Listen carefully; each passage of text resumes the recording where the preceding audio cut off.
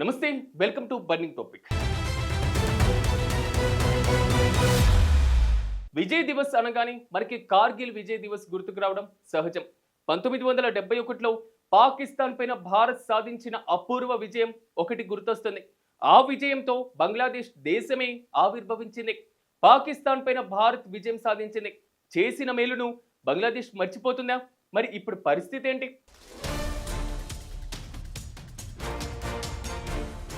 భారత అమర జవాన్ల త్యాగాల పునాదులపైన బంగ్లాదేశ్ పుట్టింది. 1971 నాటి భారత్ పాకిస్తాన్ యుద్ధం చరిత్రలో సువర్ణాక్షరాలతో లిఖించబడింది. ఆ యుద్ధంలో పాక్ సైన్యం భారత్ ముందు లొంగిపోయింది. యుద్ధం చేయలేక చేతులెత్తేసింది. అలా పాకిస్తాన్ నుంచి బంగ్లాదేశ్కి విముక్తి కల్పించడంలో ఆ దేశానికి స్వాతంత్రం సిద్ధించింది. అలా భారత్ బంగ్లా స్నేహానికి గుర్తుగా ఏటా డిసెంబర్ 16న భారత్ విజయ్ దివస్ జరుపుకుంటుంది.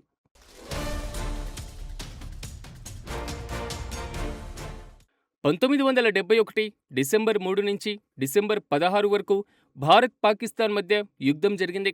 ఫలితంగా తూర్పు పాకిస్తాన్ నుంచి విడిపోయి బంగ్లాదేశ్ ఏర్పడింది. ఈ యుద్ధంలో భారత సాయుధ దళాలు అద్భుతమైన విజయాన్ని సాధించాయి.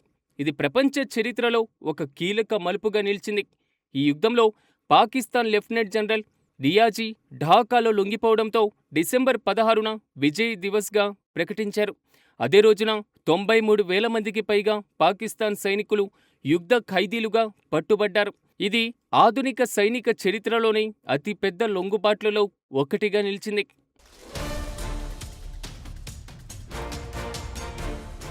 ఈ సంవత్సరం 54వ విజయ్ దివస్ను ఘనంగా జరుపుకుంటున్నాం. భారత్ పాకిస్తాన్ రెండుగా విడిపోయినప్పుడు భారత్కి తూర్పు వైపున తూర్పు పాకిస్తాన్ ఉండేది.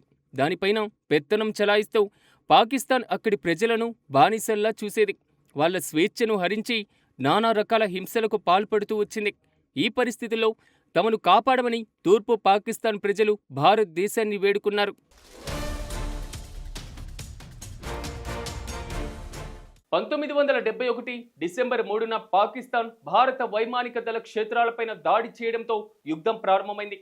కేవలం 13 రోజుల్లోనే భారత సైన్యం బంగ్లాదేశ్ విమోచన సేవ సంయుక్తంగా పోరాటం చేసి యుద్ధానికి ముగింపు పలికే. డిసెంబర్ 16న ఢాకాలో పాకిస్తాన్ సైన్యాధిపతి లెఫ్టినెంట్ జనరల్ ఏఏకే నియాజీ లొంగిపోతూ ఒప్పందంపైన సంతకం కూడా పెట్టేశారు. రెండో ప్రపంచ యుద్ధం తర్వాత ఇదే అతి పెద్ద లొంగుబాట్లుగా చరిత్రలో నిలిచింది. ఈ ఘటనలో 93,000 మంది పాకిస్తాన్ సైనికులు భారత్ ముందు లొంగిపోయారు. ఈ విజయం బంగ్లాదేశ్ స్వాతంత్రానికి కారణమైంది. ఈ డిసెంబర్ 16న యుద్ధంలో భారత సైనికులు చూపిన అపారమైన ధైర్య సాహసాలు, త్యాగాల్ని స్మరించుకుంటూ దేశవ్యాప్తంగా వివిధ కార్యక్రమాలు నిర్వహిస్తున్నారు. 2025 విజయ్ దివస్ వేడుకలు డిసెంబర్ 14 నుంచి 16 వరకు జరుగుతాయి. భారత సైన్యం ఈస్టర్న్ కమాండ్ నిర్వహించిన Vijay rally 2025 ride for valour motor cycle expeditions December 7న కోల్కతాలోని విజయ్ స్మారక్ దగ్గర ముగిసింది. నవంబర్ 25 నుంచి ప్రారంభమైనటువంటి ఈ ర్యాలీ గౌహతి నుంచి 1350 కిలోమీటర్లకు పైగా ప్రయాణించి డిమాపూర్, తేజ్పూర్, షిల్లాంగ్, సిలిగురి వంటి ప్రాంతాల గుండా పోయింది. 71 మంది సైనికులు, 71 మంది సివిలియన్ రైడర్లు పాల్గొన్న ఈ ర్యాలీ వేడుకలకు అధికారికంగా ప్రారంభించింది.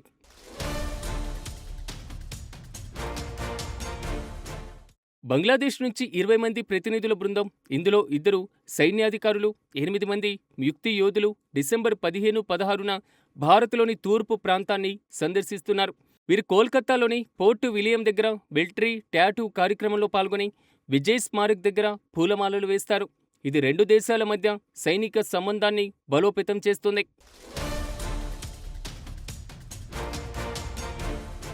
దేశవ్యాప్తంగా జాతీయ యుద్ధ స్మారక్, విజయ్ స్మారక్ వంటి చోట్ల పూలమాలలు వేయడం, మౌన నివాళి, మిలిటరీ పెరేడ్లు, ప్రదర్శనలు జరుగుతాయి. అగర్తలాలో స్కూల్ పిల్లలు పాల్గొన్న పెయింటింగ్ పోటీలు, గోవాలో ఫిట్ ఇండియా సైక్లింగ్ ఈవెంట్ వంటివి యువతలో దేశభక్తిని పెంపొందిస్తాయి.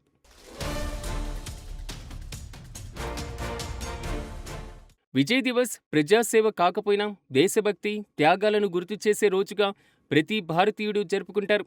ఈసారి 54 ఏళ్ల ధైర్య విజయాన్ని గౌరవించడం అనే థీమ్తో వేడుకలు జరుగుతున్నాయి.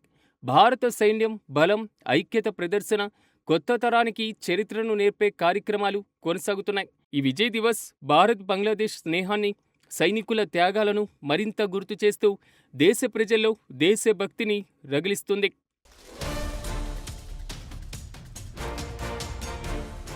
1971లో భారత్కు చారిత్రాత్మక విజయాన్ని అందించిన ధైర్యవంతులైన సైనికులను విజయ్ దివస్ సందర్భంగా ప్రధాని నరేంద్ర మోదీ స్మరించుకున్నారు. ఎక్స్ వేదికగా ఆయన సందేశం పోస్టు చేశారు. 1971లో భారత్కు చారిత్రాత్మక విజయాన్ని సాధింపజేసిన ధైర్యశాలి సైనికుల ధైర్య సాహసాలు, త్యాగాలను ఈరోజు మనం స్మరించుకున్నాం.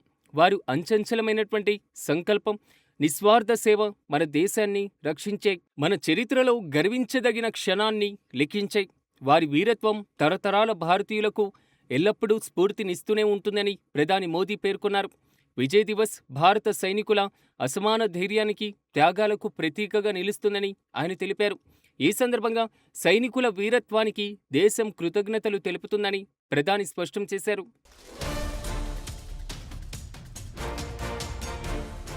రక్షణ మంత్రి రాజ్నాథ్ సింగ్ కూడా ఈ చారిత్రక దినాన్ని పురస్కరించుకొని సాయుధ దళాలకు నివాళులర్పించారు. 1971లో దేశానికి విజయాన్ని అందించిన సైనికులకు దేశమంతా కృతజ్ఞతలతో నమస్కరిస్తుందని ఆయన పేర్కొన్నారు. ఈ విజయం భారతదేశ వ్యూహాత్మక సంకల్పాన్ని ప్రతిబింబిస్తుందని, సైన్యం, నావికాదళం, వైమానిక దళం మధ్య సమన్వయాన్ని ప్రతిబింబిస్తుందని అన్నారు. వారి శౌర్యం, క్రమశిక్షణ, పోరాట స్ఫూర్తి మన జాతీయ సంకల్పాన్ని బలోపేతం చేస్తున్నాయని ఆయన ఎక్స్లో పోస్టులో తెలిపారు.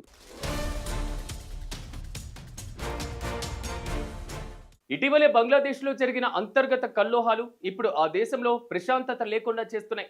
ఆ దేశ ప్రధానమంత్రిగా ఉండేటువంటి షేక్ హసీనా భారతదేశంలో రాజకీయ శరణార్థిగా ఉన్నారు. ఆమెకు మరణశిక్ష విధిస్తూ బంగ్లాదేశ్ కోర్టు కూడా తీర్పునిచ్చింది. ప్రస్తుతం బంగ్లాదేశ్లో ఉన్న తాత్కాలిక యూనిస్ ప్రభుత్వం ఇండియాకి వ్యతిరేకంగా వ్యవహరిస్తున్నారు. హసీనాను అప్పగించాలని నోరు తెరుస్తున్నారు. భారత్ ఎట్టి పరిస్థితుల్లో హసీనాను బంగ్లాదేశ్కు అప్పగించదు. అందుకు చారిత్రాత్మకమైనటువంటి కారణాలు చాలానే ఉన్నాయి. కానీ బంగ్లాదేశ్ పాలకులు చరిత్రను మర్చిపోకూడదు. ఇండియాకు వ్యతిరేకంగా వారు వేసే ప్రతి అడుగు తమ పతనానికి తామే మార్గాన్ని వేసుకున్నట్లవుతుంది. దానికి బదులుగా భారత్తో కలిసి సాగితే అద్భుతమైన అభివృద్ధితో పాటు అందమైన భవిష్యత్తును కూడా చూడగలుగుతారు.